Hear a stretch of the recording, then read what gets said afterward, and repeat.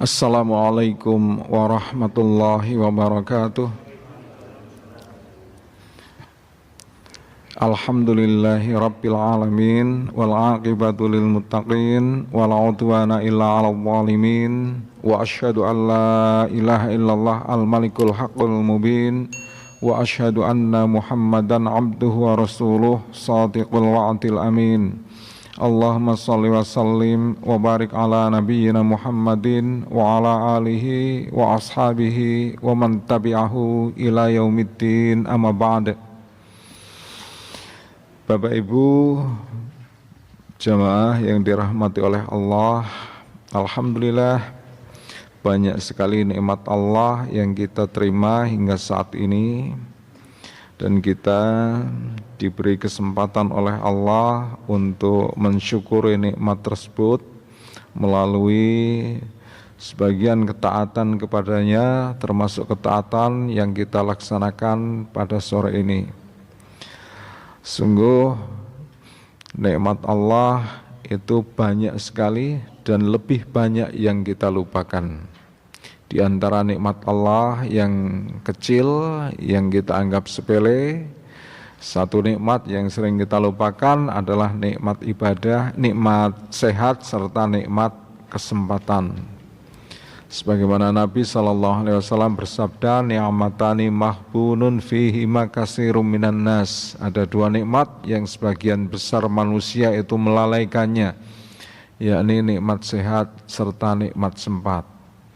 Kadang-kadang kita menganggap bahwa yang disebut nikmat itu adalah sesuatu yang besar, sesuatu yang memang kita harapkan. Padahal yang namanya nikmat itu meskipun kecil tetapi bisa jadi suatu nikmat itu akan menjadi besar di hadapan Allah. Nabi SAW bersabda, man asbaha aminan fi sirbihi wa mu'afan fi jasadihi wa qutu yaumihi haizat lahu minad dunya wa hadzafiriha. Barang siapa yang menjumpai waktu pagi dalam keadaan aman jiwanya, sehat badannya, serta dia itu memiliki apa yang akan ia makan pada hari itu, cukup, tidak khawatir tidak ada yang dimakan, maka dia telah diberi oleh Allah sebagian dari kenikmatan dunia beserta perhiasannya. Jadi ketika seseorang itu menjumpai tiga hal itu, ketika bangun tidur dia itu merasa aman, tidak khawatir akan kecipratan bom, tidak khawatir akan terlindas rantis misalnya, ya. Kemudian dia tidak khawatir ketika pergi ke masjid itu akan dibegal misalnya.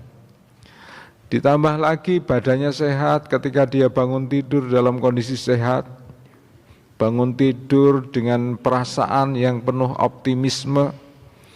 Kemudian dan dia itu tidak khawatir tidak akan ada yang dimakan pada hari itu. Ya, bahkan pertanyaannya ketika bangun tidur bukan nanti apakah saya makan, bukan itu, tetapi nanti saya mau makan apa.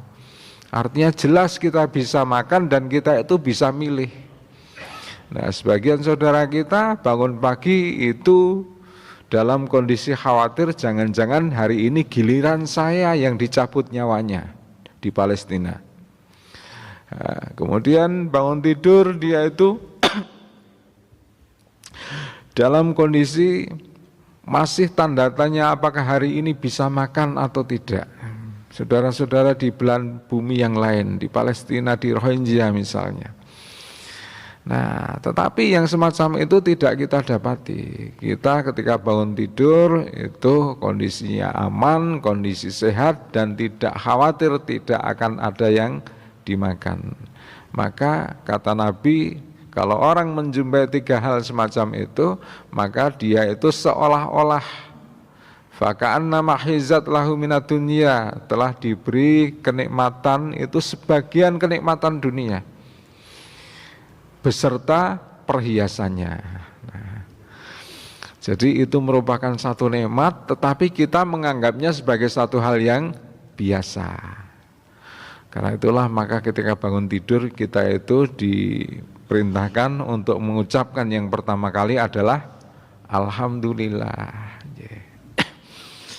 Jadi Bapak Ibu, dalam rangka mensyukuri nikmat, kita ikhtiar untuk istiqomah melaksanakan ketaatan termasuk thalabul ilmi yang kita laksanakan sore ini. Kita lanjutkan pembahasan kita mengenai sebagian fikih ibadah, yakni mengenai masalah wudhu. Kalau kemarin kami telah menyampaikan beberapa hukum-hukum terkait dengan wudhu, ada syarat, ada rukun, serta ada sunnah-sunnah wudhu. Kemudian rukun atau wajibnya wudhu serta sunnahnya itu kemarin saya ambilkan dari mazhab Syafi'i, karena mazhab terbanyak di dunia serta yang paling banyak dianut oleh kaum muslimin di Indonesia itu adalah mazhab Syafi'i. Nah, terkait dengan rukun wudhu itu ada beberapa perbedaan. Kalau mazhab Syafi'i itu mayoritas di Indonesia pengikutnya adalah Nahdlatul Ulama. Kalau yang lain selain mazhab Syafi'i, misalnya Muhammadiyah itu mengikuti, ada yang ngambil dari Syafi'i, ada yang ngambil dari Hambali, ada yang ngambil dari Hanafi, ada yang ngambil dari Maliki. Mana yang dianggap paling rajih, mana yang dianggap paling sahih, itulah yang diambil. Nah, sehingga di tengah kaum muslimin di Indonesia mengenai tata cara wudhu ini, itu antara NU dan Muhammadiyah ada sedikit perbedaan.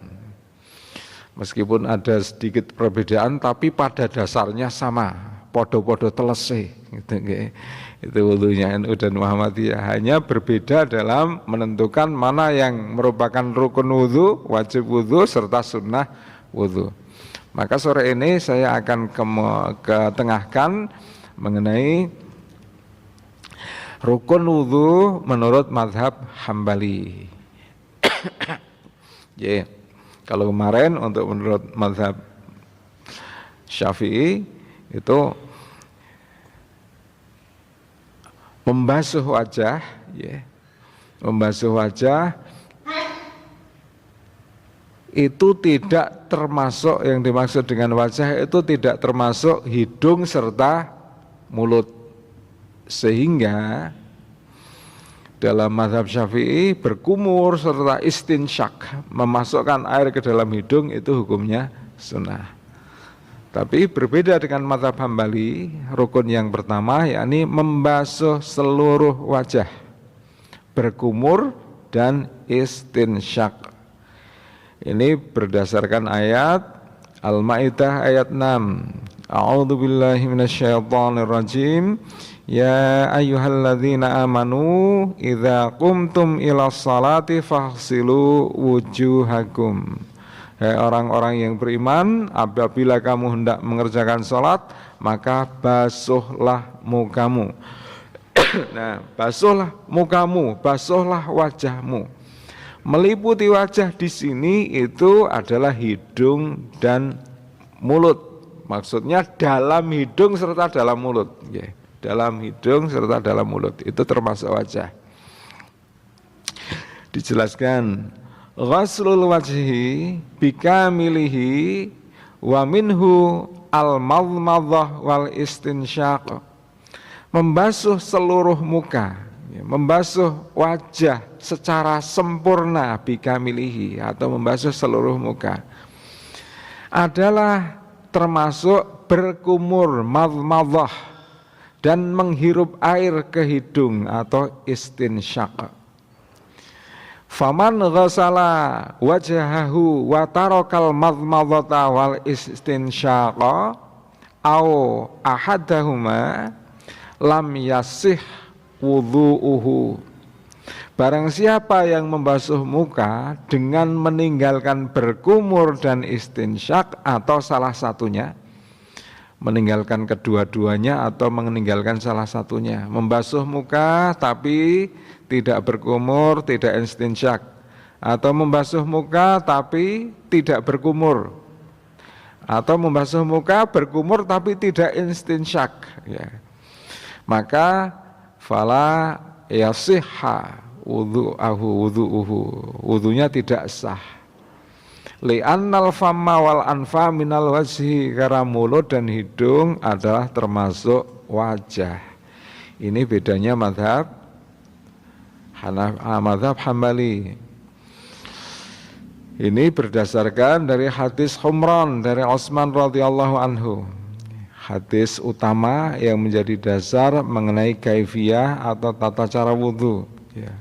Panjang hadisnya saya kutip. Summa tamadmadha wastasara summa ghasala wajhahu salasa marrat. Bahwasanya Utsman bin Affan meminta tempat air lalu berwudu, ya. Maka Utsman kemudian berkumur-kumur, wastansara, menyemburkan air dari mulutnya. Lalu beliau itu membasuh wajahnya 3 kali. Jadi ada istilah yang mirip, 1 istinsyak, 2 istinsar. Kadang-kadang 2 istilah itu digunakan secara kadang menggunakan istilah istinsyak, kadang menggunakan istilah istinsar. Istinsyak itu menghirup air ke dalam hidung. Istinsar itu menyemburkan air dari dalam hidung. Tapi ada intinya sama. Karena orang istinsyak itu pasti kalau menghirup air ke hidung itu pasti dikeluarkan lagi. Tidak ada yang menghirup air ke hidung kemudian ditelan, ya. Menghirup air ke hidung kemudian dikeluarkan lagi. Menghirup air istinsyak kemudian disemburkan lagi, namanya istinsar. Jadi ketika disebutkan istinsar, maka yang dimaksud adalah menghirup air ke hidung kemudian menyemburkannya lagi. Begitu juga sebaliknya, ketika disebut istinsyak, yang dimaksud adalah sama. Nah, ini hadis dari Humran ini menyebutkan mengenai wudunya Utsman bin Affan radhiyallahu anhu. Sejak dari membasuh, mencuci kedua tangan sampai membasuh kaki. Dan kemudian Utsman bin Affan mengatakan bahwa seperti inilah wudunya Nabi sallallahu alaihi wasallam. Kemudian perintah berkumur dan istinsyak. Jadi yang pertama jelas bahwa menurut mazhab Hambali itu termasuk wajah adalah bagian dalam hidung maupun bagian dalam mulut. Sehingga ketika ada perintah untuk membasuh wajah di dalam surah Al-Maidah itu, maka yang dimaksud adalah termasuk berkumur-kumur serta istinsyak atau istinsar. Kemudian secara khusus perintah untuk berkumur di dalam wudu, Nabi mengatakan, idza tawadha'ta famadmid, jika engkau berwudu maka berkumur-kumurlah. Hadis sahih riwayat Imam Abu Dawud dan Imam At-Tirmidzi dari Luqaid bin Sabrah. Kemudian yang kedua, idza tawadha'a ahadukum falyastansyiq, jika kalian berwudu maka beristinsyaklah, hiruplah air ke dalam hidung, kemudian semburkanlah, istinsar.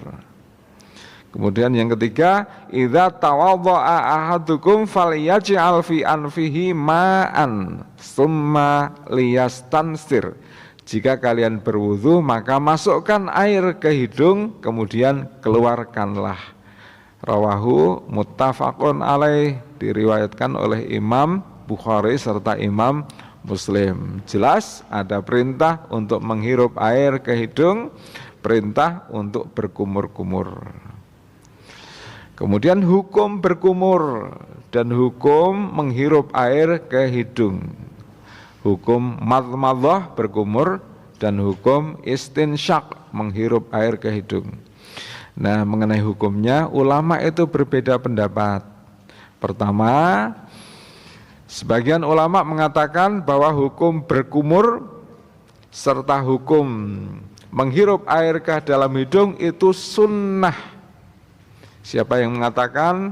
Imam Malik, Imam Syafi'i, dan Imam Hanafi. Karena sunnah, maka kemudian kalau orang itu berwudu tanpa berkumur, sah atau tidak? Sah. Menurut pendapat ini sah. Mazhab Maliki, mazhab Syafi'i, serta mazhab Hanafi. Apa dasarnya? Alasannya adalah pertama, mulut dan hidung, ini mohon maaf yang benar adalah bagian dalam mulut serta bagian dalam hidung tidak termasuk wajah. Maksudnya begitu nggih. Kalau mulut dan hidung itu jelas termasuk wajah. Tapi kalau bagian dalam mulut dan bagian dalam hidung tidak termasuk wajah, karena wajah adalah yang langsung tampak saat seseorang berhadapan-hadapan dengan yang lain. Bagian dalam hidung tidak terlihat, bagian dalam mulut tidak terlihat. Karena itu menurut tiga mazhab ini itu bukanlah wajah. Kemudian alasan berikutnya yang kedua adalah karena berkumur-kumur serta istinsyak menghirup air ke dalam hidung itu tidak disebutkan dalam Al-Quran.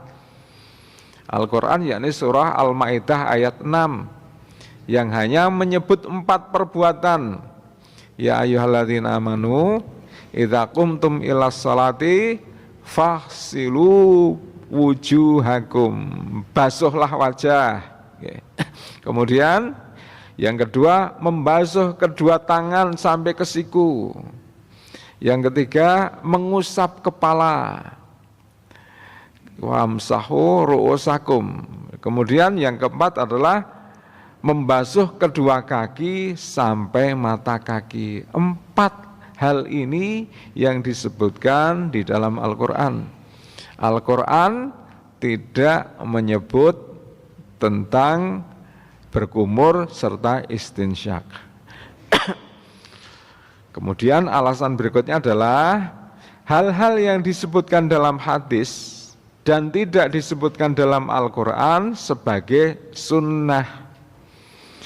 Madmadah, berkumur, serta istinsyak itu hanya disebutkan di dalam hadis, tidak disebutkan di dalam ayat.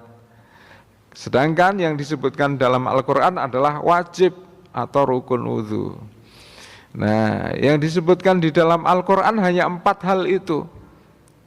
Karena itu maka yang wajib, yang menjadi rukun wudhu hanyalah apa yang disebutkan di dalam Al-Quran. Sedangkan yang tidak disebutkan di dalam Al-Quran itu tidak wajib, itu hanya menjadi sunnah. Ini alasan dari pendapat pertama, mazhab Maliki, Syafi'i, serta Hanafi. Nah, kemudian pendapat yang kedua, yakni mazhab Hambali, serta satu mazhab yang sekarang punah, yakni mazhab Dawud al-Zahiri, mazhab Zahiriyah. Bahwa madmadah, berkumur, serta istinsyak itu merupakan fardhu, itu merupakan rukun wudhu, wajib. Alasannya, keduanya termasuk wajah, bagian dalam mulut serta bagian dalam hidung itu termasuk wajah. Kemudian yang kedua, hadis Nabi merupakan penjelasan dan perincian atau bayan tafsir dari Al-Quran, karena itu hukumnya wajib. Jadi pendapat yang pertama mengatakan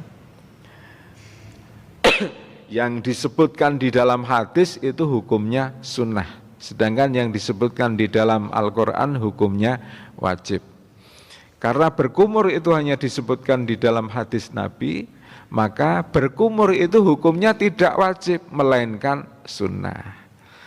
Nah, ini pendapat pertama. Tapi pendapat ini dibantah oleh mazhab Hambali. Mazhab Hambali mengatakan tetap wajib, meskipun itu tidak disebutkan di dalam Al-Quran, tapi tetap wajib.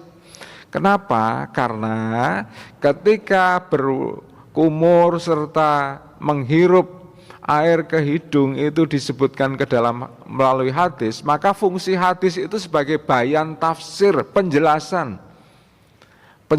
dari ayat, penjelasan dari Al-Quran. Dan bukan berarti yang tidak disebutkan di Al-Quran dan hanya disebutkan di dalam hadis itu bukan berarti terus hukumnya sunnah, tidak.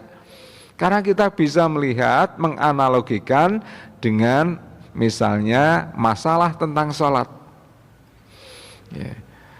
Takbiratul ihram dalam sholat itu hukumnya apa? Itu rukun wajib, ngoten nggih? Itu rukun. Pertanyaannya, takbiratul ihram itu disebutkan tidak di dalam ayat? Tidak ada. Tidak ada.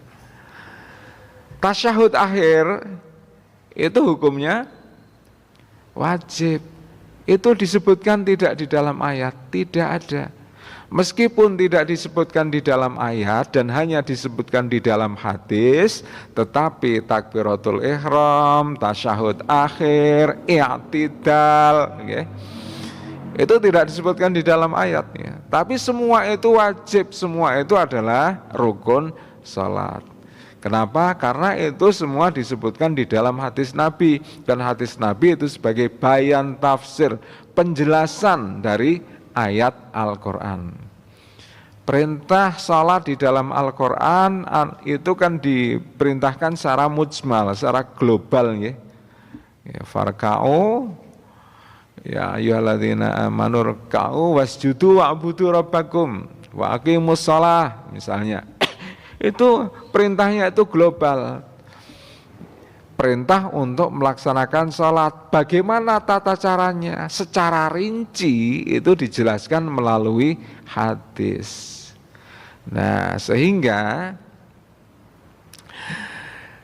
fungsi hadis di sini adalah memberikan rincian mengenai kewajiban-kewajiban yang telah diperintahkan oleh Allah. Sehingga meskipun tidak disebutkan di dalam ayat, untuk sebagian hal itu ada perbuatan-perbuatan yang hukumnya tetap wajib, yang hukumnya itu menjadi rukun meskipun hanya disebutkan di dalam hadis. Termasuk menikah. Kalau dalam wudhu adalah berkumur-kumur serta istinsyak. Kemudian alasan berikutnya adalah berkumur dan istinsyak ini terus menerus dilakukan oleh Nabi Sallallahu Alaihi Wasallam. Jadi ternyata ada dua pendapat, ya. Jadi kalau menurut mazhab Syafi'i, orang wudhu tidak berkumur-kumur itu wudhunya sah. Menurut mazhab Hambali, orang wudhu tidak berkumur-kumur wudhunya tidak sah. Itu bedanya. Nah, terus setelah tahu bedanya, panjenengan mau ikut yang mana?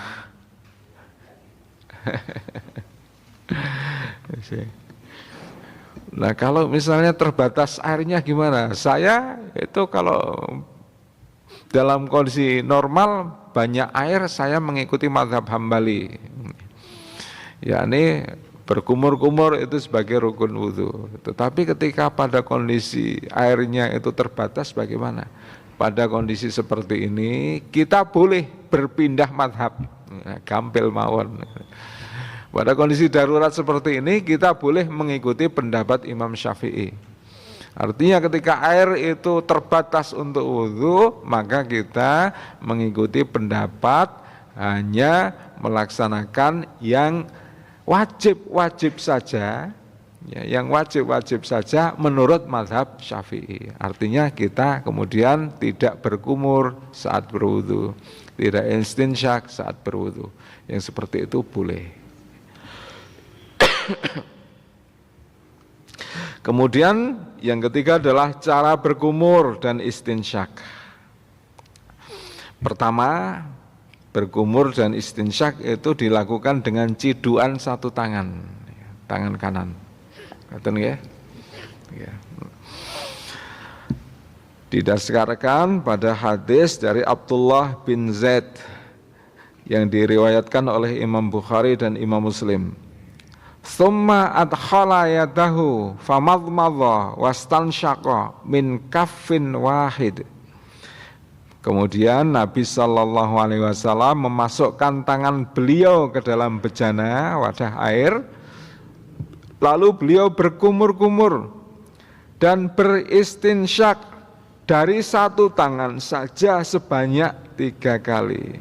Yaf'alu dzalika salasan. Beliau melakukannya 3 kali. Wa fi riwayatin anna Rasulullah sallallahu alaihi wasallam yumadmidu wastansyara min ghurfatin wahidah.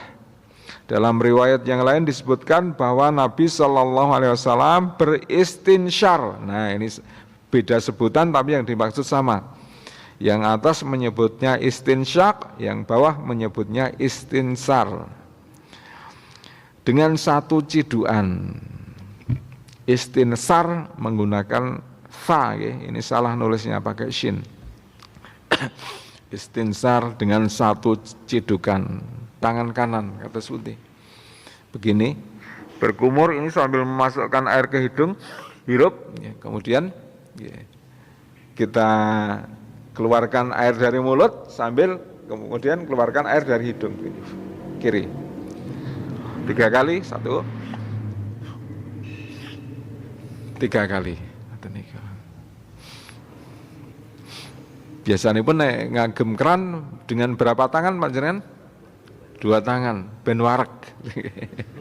Biar dapat air banyak. Dihirup 3 kali, keluarkan 3 kali.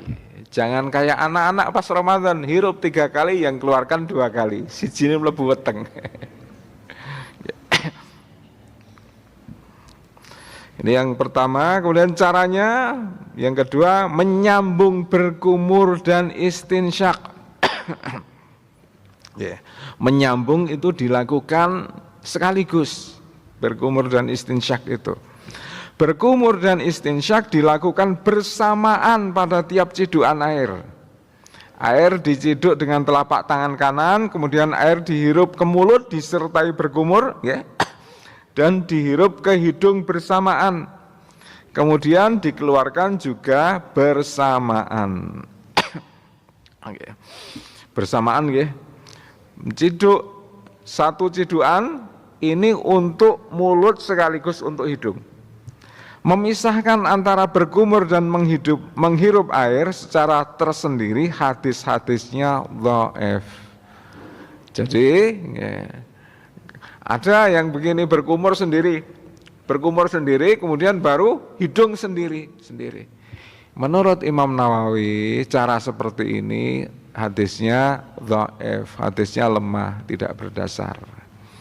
Yang lebih rajih, yang lebih tepat adalah satu cidukan itu sekaligus untuk mulut dan hidung. Nah, kemudian menyempurnakan berkumur dan istinsyak jika sedang tidak berpuasa. Wa baligh fil istinsyaqi illa an takuna shaiman. Sempurnakan dalam menghirup air kecuali engkau sedang berpuasa. Menghirup air untuk berkumur menika nggih dan memasukkan ke hidung itu disempurnakan, itu artinya ya, kita hirup itu sampai terasa di tenggorokan kita, ngoten niku. Kecuali sedang puasa. Ora dumeh puasa njero wudu wae, ngoten niki. Nggih. Kalau sedang puasa menika kita berkumur itu sekedarnya, tidak perlu kita hirup sampai terlalu dalam, tapi cukup kita basahi permukaan kemudian kita semburkan. Mengeluarkan air dari hidung atau istinsar dengan tangan kiri. Dengan tangan kiri, ke arah kiri. Nabi biasa menggunakan tangan kanan ketika memasukkan air ke dalam hidung. Menggunakan tangan kanan, memasukkan air ke dalam hidung, kemudian mengeluarkan dengan tangan kiri. Dan ke arah kiri. Nah, jadi menika rukun yang pertama dari wudhu menurut mazhab Hambali. Ada sedikit perbedaan dengan mazhab Syafi'i. Ngoten niku. Dumugi semanten langkung rumiyin nggih. Tasih wonten wekdal sekedhik nggih. Wonten maulidan presa mboten nggih.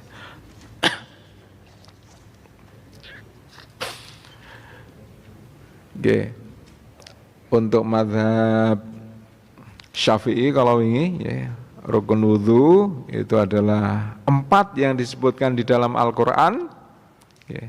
Membasuh muka, kemudian membasuh tangan sampai ke siku, mengusap kepala, kemudian membasuh kaki, kedua kaki sampai ke mata kaki, ditambah niat dan tertib. Mazhab Syafi'i. Nanti juga akan ada sedikit perbedaan dengan mazhab Hambali. Mazhab Hambali itu menambahkan muwalah. Muwalah itu apa? Muwalah itu artinya berturut-turut, berurutan. Artinya berurutan itu bukan sekedar tertib, tetapi tidak diselingi pekerjaan lain.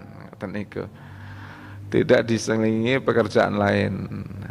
Ini menjadi rukun wudhu menurut mazhab Hambali. Nanti akan kita kupas. Ini baru satu rukun ya. Dumugi semanten langkung rumiyin. Nek mboten wonten pamundutan pirsa kula pungkasi. Wonten mboten? Nggih. Monggo Mas.